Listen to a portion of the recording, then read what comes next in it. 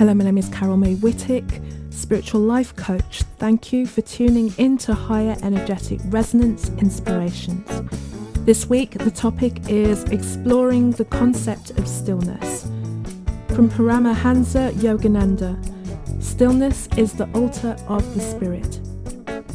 Before we get into this episode, this is an invitation for you to sign up for the Her Inspirations email that comes out every Monday after the Friday release of each episode. Within each email, you will get additional meditation, journaling, and inspiration notes, and also links to exclusive and supportive materials. And also you'll receive the free Embody Her Higher Energetic Resonance course, which runs for 6 days. Let's explore stillness. From Dudinsky, find a moment of stillness. Give your heart a chance to tell you where you really need to be. So it's been said that we have about 80,000 thoughts a day, which is our mind moving and processing 80,000 times a day. So we're tired, okay? I wanted to look at the idea of stillness and the practice of stillness, and look at the power of it and how it is beneficial for us within our practice, but also having our practice being part of our day, having stillness being part of our everyday. So it doesn't have to be some big, overblown, specific destinational practice, as it were. It's something that you can infuse into your life. So what is so important about incorporating moments of stillness into your daily life?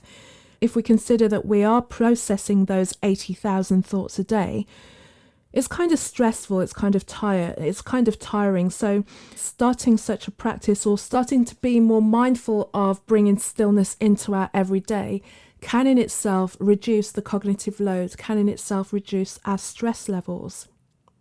Going deeper then, it can start to help us connect with our inner selves. And stillness, if you think about it, stillness is who we are if we're not thinking about who we have to be or responding to things that are happening around us. And then in taking time to be still, we're able to see things clearly, feel things clearly, act in certainty and clarity. We've had the moment to think things through, or maybe not think at all. And for me, stillness is something that I engage in almost every day. I think it's got to the point now where I don't even consider that I am practicing stillness, but in just gathering my notes for this episode, I recognize that there are many things that I do as a matter of course that are then considered to be stillness. For instance, this morning when I was just sitting and just typing on my laptop and just putting my notes together, I didn't have any music on, I didn't have anything running in the background, the window was open, and I could tune in to the bird song. And what I really love about listening to bird song is, after a while, you can almost hear like a conversation between them. There's almost like a beck and call. Sometimes they'll be mimicking themselves, repeating each other, almost like a Simon Says kind of thing. You can also feel who they're communicating to, like some will be chirping quite close to my home, and then you can hear there's a response to that chirp miles away, and I can just get still and kind of get caught up in this call and response of the birds, and it's extremely calming and it's extremely centering. So that was one thing that I realized that I did, and it just helps me to focus, or it just allows me to feel that I'm one with something greater than just the rush and the busyness of life. And especially now we live in a society where busy is a badge of honor almost, to always be busy, to always have something to do. And one of the things that people perceive about me is that I'm busy. I'm not as busy as in terms of doing things. I have a lot of things to do. I do have things that will take my attention, but I have very little busyness in my life. I've found a way to compartmentalize the work that I do and then interject moments of being still, doing nothing, and allowing myself to do nothing. And because busyness is so rewarded in this world, we've kind of taken it on within ourselves that even when there's no one around, we feel that we ought to be doing something. So for me to then pull back and allow myself to not do anything at all, to not even watch anything, but just to sit or even lie on the bed and just take a nap in the afternoon, and allow that to be my moment of stillness before I come back and go back into the next task or the next thing that I have to do. And I also find that it's so rejuvenating that I'm actually able to get more done in the spaces of time that I allocate for work, because I take those moments of stillness. So being able to find stillness when we have the constant pull of social media, we have the relentless beeping of our notifications and our inboxes being filled, that there's this underlying fear of missing out if you don't respond, like or share, or all the things that you need to do when you're involved in when you're engaged in social media and online communication. The fear of missing out should be more so that if we spend so much of our time in a reactionary mode to all of these notifications, what we're missing out on is ourself. There seems to be a fear of also being bored, of not having anything to do, of having an idle mind, when an idle mind is the most powerful state to be in. There are various ways in which stillness can be experienced and stillness can be practiced. Each method is something that you can utilize and take on board that is fitting for you, and you can go deeper depending on the amount of time that you want to be still at that moment, or depending how deep you want to explore that stillness within you. It can be, as I mentioned before, just a mid-afternoon nap, lying down and just taking a moment away from devices. For those of you who work from home, your home is your office. To step away and not do anything almost feels lazy, and we kind of labor ourselves with these tags. Another form of creating stillness around you might be to reduce any stimuli in your environment. So maybe if there's music on, if there's constantly a radio on, that's always, your mind's always going to that.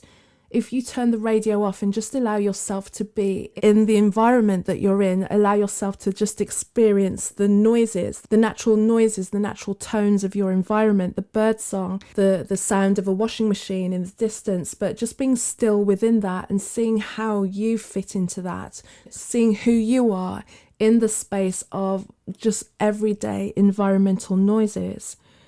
Your stillness could also include meditation, and again, meditation is whatever you want it to be. You can make it very strict and very prescribed. You can be sitting in lotus position for 20, 30, 40 minutes a day. For me, a meditation could be just standing in the back of my garden and closing my eyes and just taking a moment. Deep breathing exercises are another way to cultivate stillness within yourself. And stillness as well, this will also activate your parasympathetic system, so slowing down your heart rate, getting yourself more calm within yourself. Yoga, Tai Chi. The book Cultivating Stillness by Lao Tzu is a classic that gives you also an overview of the Taoist practice of internal alchemy, or Qigong. Again, a great slow-moving breath, energetic shifting practice. Going to walk in nature as well, and just being amongst nature and just feeling into the noise of nature. While it might sound like a peculiar thing to say, sitting in a park, if you're able to get into any kind of dense woodland, you'll realize that within that there is a music, there is a tone, there is a sense of something happening, and you being still within that, especially if you sit underneath a very old tree, gives you a sense, or for me, like invites a sense of humility. This is who I am in the space of nature in relation to the true things in this world. When you're in nature, you can also think about just feeling the sun and the wind and the rain on your skin. Oftentimes when we're out in the elements, especially in the rain and the snow, we're thinking about the quickest way to get out of that. We don't want to deal with the discomfort of being wet or cold, but sometimes just allowing ourselves to feel that sensation, what it is to be cold, what it is to be wet, what it is to have the wind blow around your face, brings to you a moment of just appreciating where it is we actually live. Again, the world will take us away from nature, put us in front of devices and keep us away from the ground in itself. So being able to feel nature brings a sense of who you are at the core, a living being in this world. You can also find stillness in any creative pursuit. It could be journaling, it could be art, photography, and even Vedic arts. And Vedic art is a freestyle, spontaneous painting method that is made and cultivated so that you start to become aware about everything that you are and the life that you create. And within the email that I'm sending out this week, I'll be adding some deeper content and some more information about how you can engage in Vedic arts. And while you're creating, while you're writing, while you're painting, while you're sewing, while you're gardening, slow down and just observe what it is that you're doing. Be with the process. Watch your hands move. Bring yourself into who you are, that stillness of being the observer, watching yourself, living, doing things. There are many challenges in stillness, and people can find that stillness in a busy world is very confronting. It's facing yourself when all you want to do is do, when the heart of you wants you to be. Many common obstacles that people face when it comes to finding stillness is racing thoughts through their minds, or any external distractions, the constant ding of your devices. We may feel that we have to be busy, and I feel that comes from the fact that we're distracting ourselves from what we may perceive to be a negative thoughts, especially when people find it very difficult to be with themselves and be in their mind and see what it is that's coming up for them. It's time to work with your inner critic. It's important to recognize the messages of your inner critic and how that's affecting your life, and asking yourself whether the thoughts and the words of your inner critic are actually true, so that you can start to disengage from that constant chatter in your mind, especially when it's telling you that you're this and you're that and you should be doing these things. Slowing down or getting into that position of observation encourages you to see that, hang on a moment, that's not me, or that's not helpful to me, or I'm not being loving, I'm not being kind to myself. Let me see who I am and what I need at this moment. That's you being in your stillness. And the more that you and I and all of us are able to allow stillness to be in our lives, and we'll recognize the benefits to us, not just on the stress levels, but in the way that it can transform our lives on so many different aspects. By slowing down, by tuning into ourselves, we can start to gain a deeper understanding of who we are, what we want, and our life's purpose. And if we think about 3 years ago, how the world was forced into stillness because of the lockdown measures that happened for the majority of society, it brought a lot of things home to many people. And so many people were transformed by being in the lockdown situation, because it brought them front and center and still in their own lives. They were able to see that maybe the work that they were doing or the way that they were working was not sustainable anymore. It was not helping them. They'd kind of got into this cycle of busyness and just doing and not really thinking about what they were doing.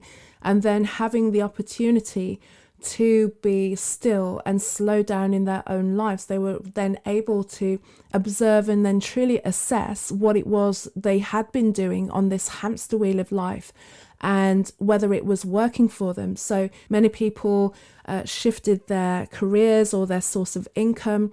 Many people realized that it wasn't necessary to make the commute every day into work. Also, people were confronted with their living situation, especially their relationships within that. So it brought home whether their relationships needed deeper understanding, deeper connection, or whether their relationships had run the course. So it was a massive shift, and it just showed how stillness can be so transformative and so essential in our lives. By being still, it allows us to observe, to hold a mirror up to whatever is happening in and around us, within ourselves, within the way that we connect with other people, and come up with solutions or come up with new ways of being, new ways of living. One of the terms that I found, I don't know if this is a quote or not, but it was saying that a gymnast must first achieve a moment of perfect stillness before showcasing what appears to be the impossible. I think about my past and being an athlete. Before we launched into the race and we did this 100 meters, you had to be still. It was on your marks, get set, and you were held in stillness. But in that stillness, it wasn't any kind of passive stillness. It was a very aware stillness before the gun went off and you just went for it, and I went for it and put all of my effort into it. It was, stillness is almost a gathering for me. If I think about being in at the moment of the beginning of that race, stillness was a centering and a gathering of everything before I launched forwards, and launched forwards with such focus that I knew where I was going because I'd collected everything within me. So finding moments of stillness, how can you practice this in your everyday life?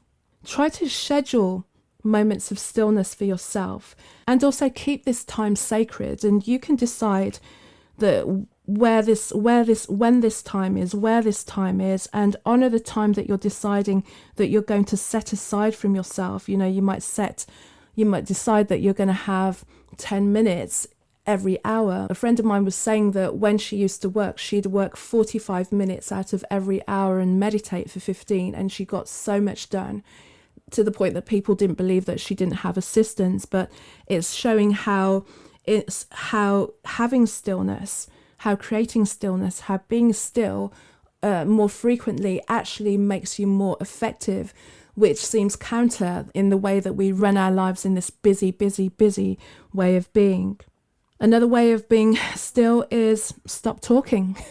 I love silence. I hear so much in silence. I feel so much in silence. And sometimes silence isn't possible for me. And the only way that I can be still in the moment, in amongst the silence, is just not to contribute, is to stop talking. And I'm not in silence, but at least I've found that stillness. And again, you can cultivate stillness while you're walking down a busy street. So even while the chaos swirls around you, you can find moments of stillness. Again, it reminds me of when I used to be a waitress in busy restaurants. I managed to be able to write songs in the middle of busy restaurants when there's people talking, there's cutlery smashing, there's cutlery and glasses and music playing and just the noise of a busy establishment. But I was always able to kind of come into myself and find that stillness and be able to get my thoughts and my notes down on the back of receipts and the back of waitress pads and things like that. So stillness can be found in the middle of anywhere. Stillness is pausing before you respond. Sometimes we are in a situation where we want to kind of immediately leap in and put our 2 pennies into a situation. But if we can find that moment where we take a beat, where we take a breath, pause before we respond, and it may just be for 2 seconds, even less than that. But if you can at least engage your mind, so you're asking yourself, what am I going to do here before it flies out of your mouth? Smelling your food, smelling the coffee, being a little bit more mindful, being a little bit more aware of where we are and what we're doing and what we're engaging in can be moments of stillness. Stillness can be micro moments. It doesn't have to be a big event around your life. We can also as well just tell ourselves mini mantras. in those moments that we decide that we're just going to try and find some stillness in the madness, is remind ourselves, just say to yourself, I'm still now, I'm okay, I'm creating stillness, there is a bubble of stillness around me, whatever that looks like, whatever that sounds like for you. And ultimately, stillness is something for you to do to be more aware of your life. It's something that is just going to exponentially grow and exponentially enhance your life and get deeper, because you'll be able to find deeper wells of stillness wherever you are, the more that you do it. And for me, I know that it's a source of clarity and peace, and I wouldn't trade those for anything. From Lao Tzu, be still. Stillness reveals the secrets of eternity. And from Bryant McGill, only your surface is disturbed. In your deepness, there is stillness and total tranquility. Thank you for joining me on my exploration of stillness, and do reach out to me on social media, on my website, and really let me know what comes up for you when you're doing this. Once again, I encourage you to sign up for the email that goes out every Monday after each episode that will include additional learning points for you as well, so you can help yourself when you're doing your own self-work. So there'll be points for you to meditate, to journal, to contemplate, and you'll also receive the free Embody Higher Energetic Resonance course. And if you're ready to take the next step with your transformation, to cultivate more stillness, if you need support, accountability, radical honesty, contact me to find out about my personalized one-to-one spiritual life coaching program.